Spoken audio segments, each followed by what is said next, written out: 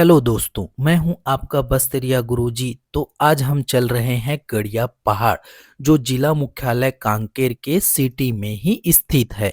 जहां जाने के लिए सबसे पहले आपको कांकेर सिटी से होते हुए आगे बढ़ना है। इसके बाद जैसे ही हम लोग सी मार्ट के पास पहुंचते हैं तो यहीं से मुड़कर ही हमें गड़िया पहाड़ के लिए जाना होता है। जहां पहुंचने पर सबसे पहले हमें पहाड़ों युक्त घुमावदार रास्ता मिलता है, जिसे पार करते हुए हम आगे बढ़ते हैं। तो दोस्तों, कांकेर का गड़िया पहाड़, जिसका प्राचीन काल से ही इतिहास रहा है कि प्राचीन काल में आज से लगभग 700 साल पहले एक धर्मदेव कंडरा नाम का राजा हुआ करता था, जिसने अपनी सुरक्षा के लिए लगभग 660 फीट इस ऊंचे पहाड़ के ऊपर किले का निर्माण करवाया, जिसे देखने के लिए हम लोग दोस्तों इस खूबसूरत नज़ारे को पार करते हुए आइए आगे बढ़ते हैं।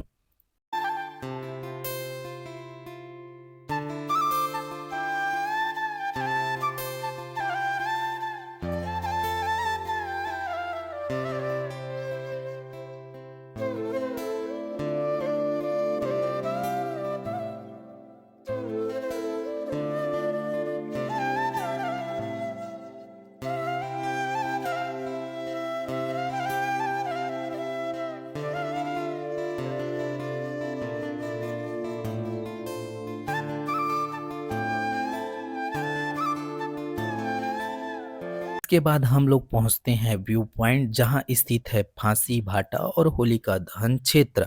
फांसी भाटा की प्राचीन मान्यता है कि अपराधियों को दंड स्वरूप यहीं से नीचे फेंक दिया जाता था। साथ ही कांकेर की सर्वप्रथम होलिका दहन यहीं होती है, जिसके बाद यहां से अग्नि ले जाकर कांकेर के मोहल्लों में होलिका दहन किया जाता है। इसके बाद जैसे ही हम लोग व्यू पॉइंट पहुंचते हैं तो यहाँ से संपूर्ण कांकेर का खूबसूरत नज़ारा देखने को मिलता है कि कैसे दूध नदी के तट पर संपूर्ण कांकेर शहर स्थित है, जिसकी खूबसूरती देखते ही बनती है, जहां मन लगाना नहीं पड़ता, बस लग जाता है।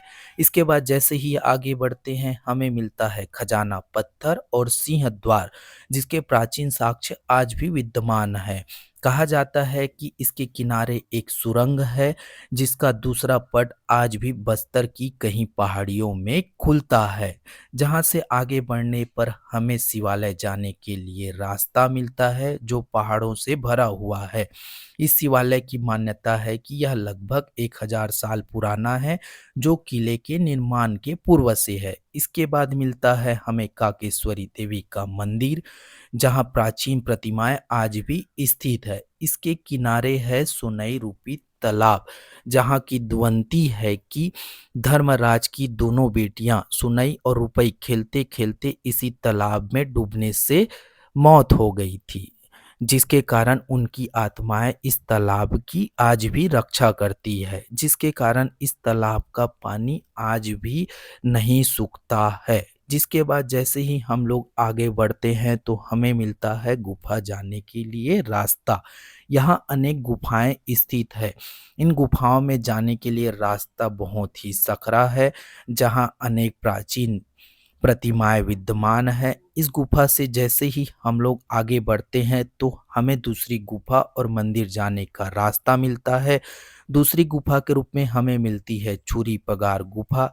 इस छुरी पगार गुफा में जैसे ही एंट्री करते हैं तो हमें मिलता है इसके छत पर अनेक छुरी नुमा पत्थर, जहाँ पर एक स्थान ऐसा है कि यहाँ लगभग 500 से अधिक लोग बैठ सकते हैं, जहाँ से निकलने के लिए अनेक रास्ता है। इसके बाद यहाँ से हम लोग जैसे ही निकलते हैं तो हमें पुनः मिलता है शीतला मंदिर, जिसके साइड में है सोनई रूपी तालाब, जिसकी मान्यता है कि इसका पानी आधे दिन सोना और आधे दिन चांदी के रूप में चमकता है। इसके बाद वापसी में मिलता है हमें जोगी गुफा, जहां जाने के लिए रास्ता बहुत ही सकरा है। इस गुफा की मान्यता है कि यहाँ प्राचीन काल में एक जोगी तपस्या करते थे।